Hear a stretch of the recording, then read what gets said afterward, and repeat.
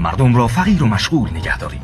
تنهای فرسوده توانی برای شورش ندارند. انسان گرسنه تنها رویای نان در سر دارد و هرگز به سرنگونی شاهزادگان نمی‌اندیشد. کارگر بیش از حد کار کرده مشتاق خواب است. عدالت ندهید، فقط آنقدر بدهید که زنده بمانند. هرگز به اندازه‌ای که شکوفا شوند ندهید و آنها مطیع می‌مانند. خرده نانی بدهید تا سپاسگزار باشند. رفاه برای قدرت زهری کشنده است. کسانی که سیر میشوند تنبل میشوند و تنبلی سؤال ایجاد میکند. امنیت خواسته ها را میطلبد، فراغت توطئه ها را میسازد و شهروندان راحت شروع به پرسیدن میکنند که چرا باید تعظیم کنند. سپس دیگر تعظیم نخواهند کرد. ناامیدی اطاعت را تحمیل میکند، در حالی که فراوانی نافرمانی را بیدار میکند. انسان‌های گرسنه اطاعت می‌کنند و انسان‌های سیر سازماندهی می‌کنند. آنها را خسته و گرسنه نگه دارید و مشغول در حال تعادل روی لبه تیر و آنها قابل کنترل می‌مانند.